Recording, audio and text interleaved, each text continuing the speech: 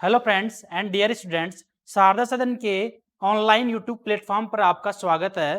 तो हमारा जो चैप्टर चल रहा था reproduction in flowering plant, sexual reproduction in flowering plant, उसी को लेकर हमारा अगला टॉपिक जो आ रहा है वो है स्ट्रक्चर ऑफ एंथर। तो देखो, हम देखते हैं। तो हमने स्टेमन तक की बात कर ली थी बच्चों। कहाँ तक की बात कर ली थी? स्टेमन तक की, यानी पुंकेसर तक की हमने बात कर ली थी। तो ये जो स्ट्रक्चर है ये पुंकेसर की है। ये जो स्ट्रक्चर है ये पुंकेसर की है। ये जो दिखा रखी है पुंकेसर की स्ट्रक्चर है। क्लियरली आपको नजर आ रही है पुंकेसर की स्ट्रक्चर है। अब पुंकेसर जो होता है उसके 3 पार्ट होते हैं। जैसे हमने बात की थी कि जो पुंकेसर है उसके 3 पार्ट होते हैं। एक तो ये ऊपरी ऊपर की स्ट्रक्चर होती है जिसको आप क्या कहते हो? परागकोश। और एक ये धागे संरचना होती है, इसको आप कहते हो पूतंतु। और परागकोश जो है उसके अंदर 2 पालियां होती हैं। उन पालियों, ये दोनों पालियां आपस में जिससे जुड़ी होती है उसको आप योजी कहते हो। क्लियर? तो इंग्लिश मीडियम वाले बच्चे हैं वो इस चीज को ध्यान रखें कि जो ऊपर ऊपर है वो एंथर है और ये जो है वो फिलामेंट है और नेक्टिव से आपस में जुड़े रहते हैं और इसको आप स्टेमन कह रहे हो। अब स्टेमन की बात हो जाती है। अब स्टेमन के ऊपर जो पहला पार्ट है जिसको आप कह रहे हो स्ट्रक्चर ऑफ एंथर, यानी जो एंथर है उसकी स्ट्रक्चर की हम बात करेंगे, क्योंकि यहाँ पर जो मेन है इस स्टेमन की स्ट्रक्चर में वो एंथर ही है। एंथर ही सब कुछ है यहाँ पर मेन। तो अब हम एंथर की बात करते हैं। तो ये जो एंथर है उसकी हम बात करेंगे। तो चलो देखते हैं। तो यहाँ पर देखो, अगर ये जो एंथर है इस एंथर को हमने ऐसे लिया, लेकर सामने टीएस सेक्शन काट लिया ऐसे ऐसे ट्रांसवर्जली, तो ये आपको ऐसा ही नजर आएगा। हमने सिर्फ इसको ऐसे काट लिया, ज्यादा हो गया। हमने इसको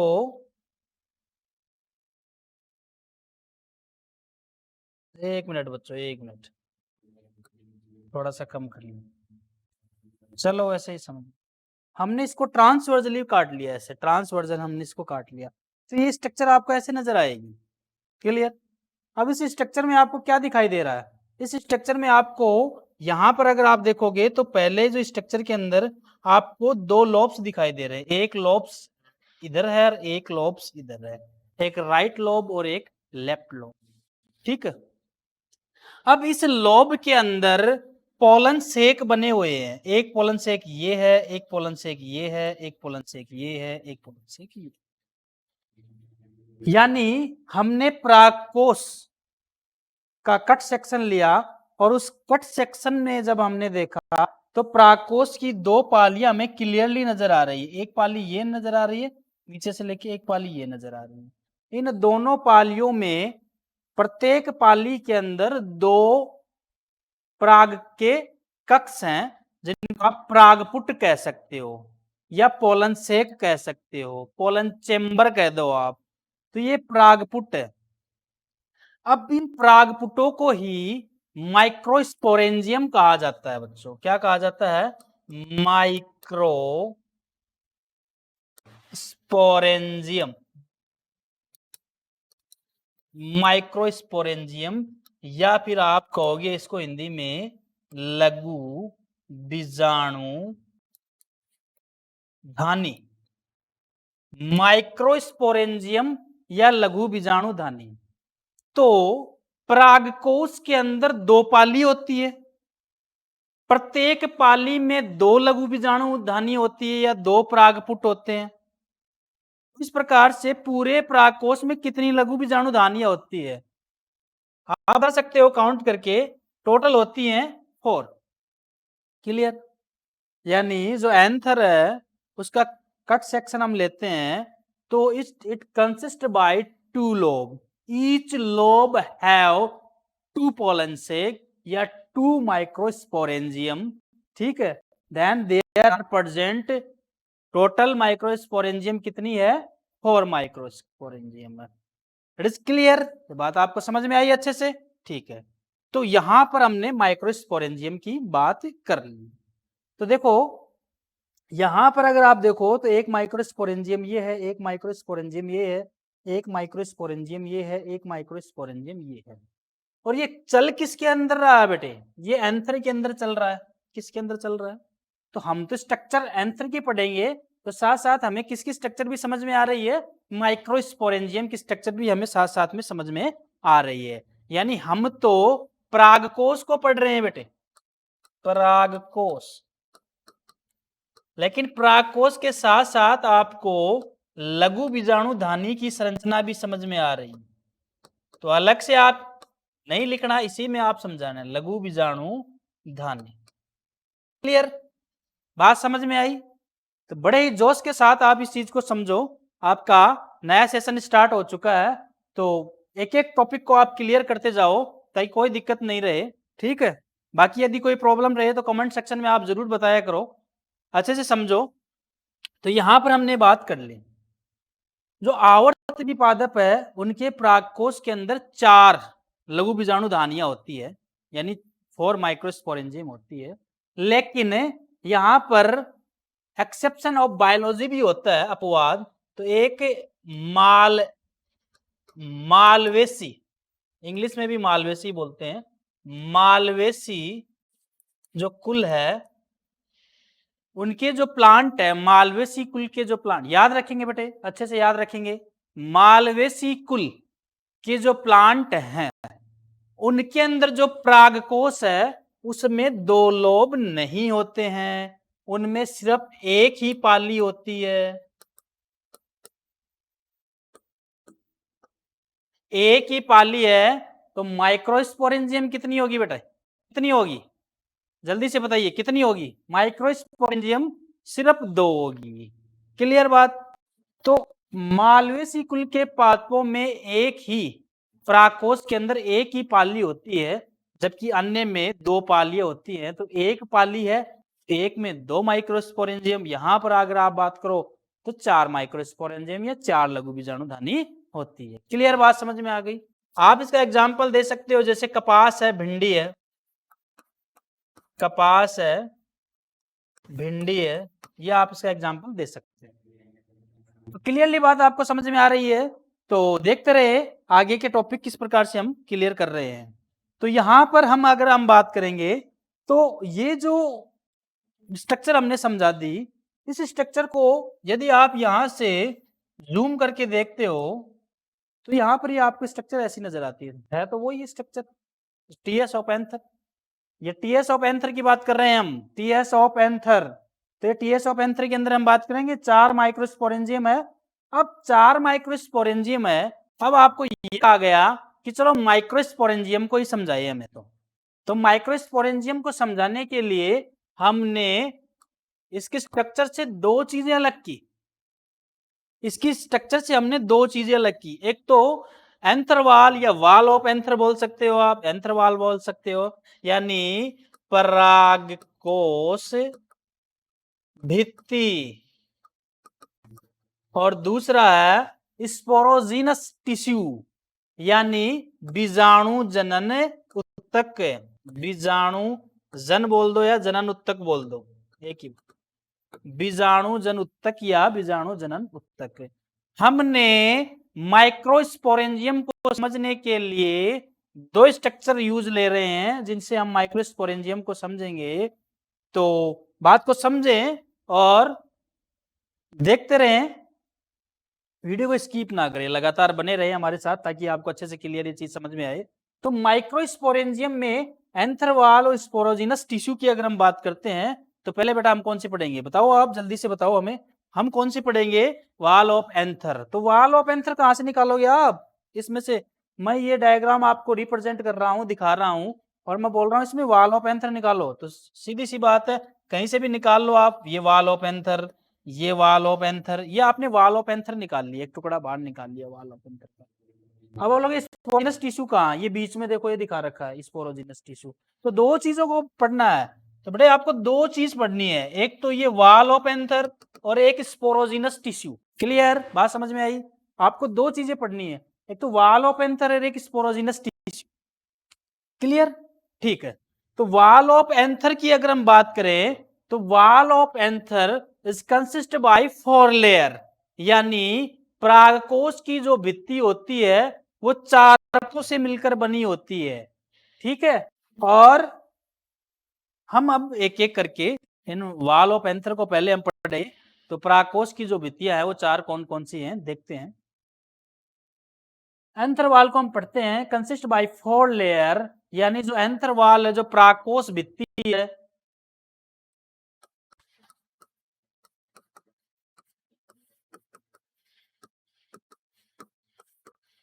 वो कंसिस्ट बाय 4 लेयर, 4 परतों से मिलकर बनी होती है। एक बार आप नाम याद रखेंगे इनके, देखो डायरेक्ट मैं डायग्राम पे आता हूं, एक बार नाम याद रखेंगे, उसके बाद में हम बात करते हैं। तो ये क्या है, ये क्या है भाई, क्या दिखाई दे रहा है आपको, माइक्रोस्पोरेंजियम या स्ट्रक्चर ऑफ एंथर, एंथर बोलते हो, यानी लघु बीजाणुधानी बोल सकते हो, या आप परागकोश बोल सकते हो। ये आपको दिखा रखा है, और इसकी ये 4 लेयर बाहर की दिखा रखी है। ये स्पोरोजिनस टिश्यू, यानी आप इसको बीजाणु जनन उत्तक कहोगे। तो ये स्ट्रक्चर हमने काट कर यहाँ दिखाई है, आपको समझ में आ गई बेटे बात। ये हमने जूम आउट करके आपको ये चीज यहाँ दिखा रहे हैं। तो इसमें 4 लेयर आपको चूज करनी है। सबसे बाहर एपिडर्मिस, हिंदी मीडियम वाले इसको बाह्य त्वचा कहेंगे। और हिंदी मीडियम वाले एक चीज याद रखें, अगर आप टॉपिक इंग्लिश में डालते हैं तो आपके नंबर नहीं कटते हैं, उल्टा अच्छा इंप्रेशन पड़ता है एग्जामिनर पर। तो डाल करो टॉपिक तो इंग्लिश में बाह्य त्वचा। सेकंड जो है बाह्य त्वचा के नीचे होती है, उसको एंडोथीसियम या अंतःस्थीसियम या अंतःभित्ति भी कह सकते हो आप। ये सेकंड लेयर हो गई आपकी। उसके जस्ट नीचे जो लेयर आती है उसको आप मिडिल लेयर कहते हो, मध्य परत। ये तीसरी परत आ गई आपकी। और जो लास्ट की होती है उसको टेपिटम कहा जाता है। तो टेपिटम ऐसे ही लिखोगे आप डायरेक्ट, तो इंग्लिश और हिंदी में टेपिटम का मतलब एक ही तरीके से आप मीनिंग है इनकी, अलग तरीके से नहीं है। तो इन चीजों को आप अच्छे से पढ़ोगे समझोगे तब जाके आपको इसमें वॉल ऑफ एंथर समझ में आएगी। तो अगर हम स्टार्ट से बात करें तो ये जो वॉल ऑफ एंथर, हम सबसे पहले बाह्य त्वचा की बात करें तो देखो क्या इसके अंदर इंपॉर्टेंट चीज है। It is outer layer, you can see probably there epidermis is the outer layer of anther wall. Epidermis is outer layer, single layer में प्रेजेंट है बेटे। ये सिंगल लेयर में एक कोशिका की इकहरी परत से बनी हुई है, सिंगल लेयर में प्रेजेंट है, इकहरी परत से बनी हुई है कोशिका की एक, ये सिंगल लेयर है। क्लियर बात समझ में आ गई। नॉर्मली ये प्रोटेक्शन का कार्य करती है। और यदि हम बात करें ये कब बनती है, तो ये पहले ही बन जाती है। यानी अगर हम यहाँ पे देखें, the epidermis is formed before the formation of anther, यानी एंथर का विकास जब होने वाला है तभी सबसे पहले, जैसे मैं आपको समझाऊं, ये बहुत सारे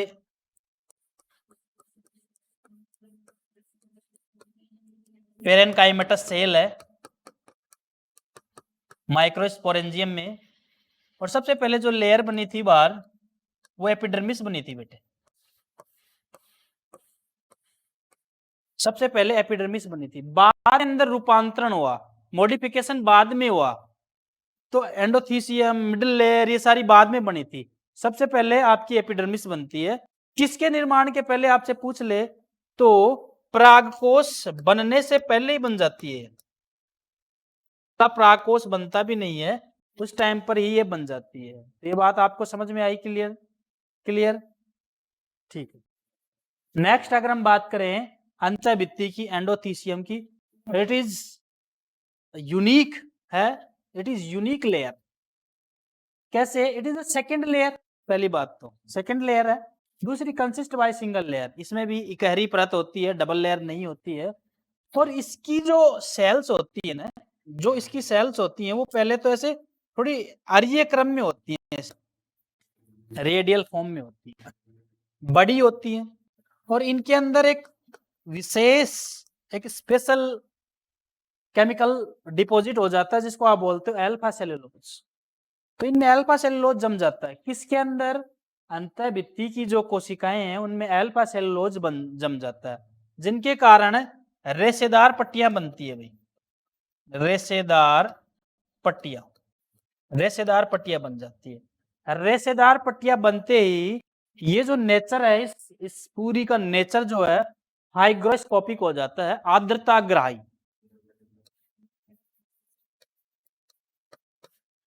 आर्द्रता ग्राही, आर्द्रता ग्राही हो जाता है, हाइग्रोस्कोपिक, जिसके कारण ये जो लेयर होती है वो ड्राई हो जाती है, शुष्क हो जाती है। शुष्क होने के कारण जो पास की कोशिकाएं हैं उन पे खिंचाव उत्पन्न करती है, दबाव डालती है। तो ये जो लेयर की बात कर रहे हैं हम, ये पास की कोशिकाओं पे से खिंचाव डालती है। खिंचाव डालने से ये जो प्राकोष है, जो एंथर है, उसकी जो वाल है वो रैप्चर हो जाती है, फट जाती है, ऐसे टूट जाती है, यानी स्पन हो जाता है, प्राकोष ऐसे फट जाता है और जो प्राकण होते हैं वो सारे बाहर निकल जाते हैं, यानी पोलन ग्रेन जो होते हैं वो आउट हो जाते हैं। तो बड़ा इंपॉर्टेंट रोल है इसका कि एंडोथीसियम क्या करती है। एंडोथीसियम करती क्या है भाई, एंडोथीसियम एक तरीके से प्राकोष के स्फुटन में या एंथर के रैप्चर होने में काम आती है। क्यों आती है? क्योंकि उसकी लेयर के अंदर अल्फा सेलुलोज जमा रहता है। अल्फा सेलुलोज जम जाने के कारण रेशेदार पट्टियां बनती है, जिसके कारण इसकी प्रकृति जो होती है हाइग्रोस्कोपिक हो जाती है, जिसके कारण वो शुष्क हो जाती है और खिंचाव उत्पन्न होता है। तो पास की टिकाओं पे दबाव पड़ता है और वो खुल जाती है। तो यहाँ से वो खुलती हैं और जो पोलन ग्रेन अंदर बन रहे हैं वो बाहर निकल जाते हैं और पोलन ग्रेन चले जाते हैं कहाँ पर, स्टिग्मा पर चले जाते हैं, ताकि वो जर्मिनेशन कर सकें। तो इतनी बात आपको समझ में आ गई है। नेक्स्ट हम बात करते हैं, नेक्स्ट जो लेयर है वो देखो यहीं पे दे रखी है, मध्य परत। ये इनके एंडोथीसियम के नीचे होती है और याद रखेंगे बेटे आप, ये 3 से 4 या 1 से 3 लेयर तक प्रेजेंट रहती है। ये 1 से 3 लेयर तक प्रेजेंट रहती है, 1 से 3 ही याद रखो आप, 1 से 3 लेयर तक प्रेजेंट रहती है ये। और ये जो होती है वो नीचे, इसके जस्ट नीचे जो होती है वो टेपिटम लेयर होती है। टेपिटम के नीचे जो लेयर होती है उसमें बीजाणु जनन उत्तक होते हैं, जिसको आप स्पोरोजिनस टिश्यू कहते हैं। तो वहां तक पोषण देने का काम इसी का होता है, मध्य परत का ही होता है। नेक्स्ट अगर हम बात करें बेटे, तो हमारी जो लास्ट परत है वो है टेपिटम। कौन सी है? टेपिटम। टेपिटम जो होता, टेपिटम जो होती है, देखो अक्सर इस पर सवाल पूछे जाते हैं, टेपिटम पर बहुत आते हैं, टेपिटम क्या है, what is the function of tapetum, ठीक है। टेपिटम के ऊपर काफी प्रश्न पूछे जाते हैं। तो टेपिटम की अगर हम बात करें तो ये सबसे नीचे वाली परत है, सबसे नीचे वाली परत है बेटे, सबसे नीचे वाली। और इसके अंदर जो सेल होती है सिंगल लेयर में होती है। याद रखें आप, सिर्फ मिडिल लेयर ही 1 से 3 लेयर में होती है, बाकी सारी सिंगल लेयर में होती है। इसका जो न्यूक्लियस होता है बड़ा होता है, स्पष्ट होता है, केंद्रक बड़ा, ऐसे बड़ा, सघन जीवधर्व होता है। जरूरत पड़ने पर ये मल्टी न्यूक्लिएट भी हो जाती हैं, एक न्यूक्लियस दूसरे न्यूक्लियस के साथ जुड़ जाता है ताकि वो पोषण दे सके, ठीक है। इसका मुख्य कार्य होता है, इसके नीचे जो सेल होती है उसको आप एमएमसी कहते हो। एमएमसी कैसे बनती है हम आगे बात करेंगे। ये एमएमसी सेल होती है जिसको आप लघु बीजाणु मात्र कोशिका कहते हो, माइक्रो माइक्रो मदर सेल्स होती है, ठीक है, माइक्रोस्पोरेंजियम मदर सेल। एमएमसी की अगर हम बात करें तो ये इसको आप कहोगे लघु बीजाणु मात्र कोशिका।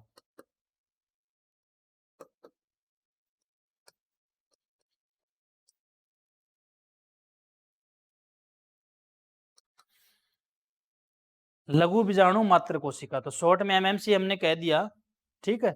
और ये जो लघु बीजाणु मात्र कोशिका जो होती है, यही आगे जाकर परागकणों का निर्माण करती है, पोलन ग्रेन का निर्माण करती है। और ये कैसे बनती है उसी चीज को भी हम समझेंगे, ठीक है। तो ये जो सेल है टेपिटम, ये इसको पोषण देने का काम करती है। तो इसके अलावा आगे अगले क्लास में हम टेपिटम के फंक्शन पढ़ेंगे, टेपिटम के टाइप्स पढ़ेंगे। तो आज के लिए इतना ही। Thank you so much.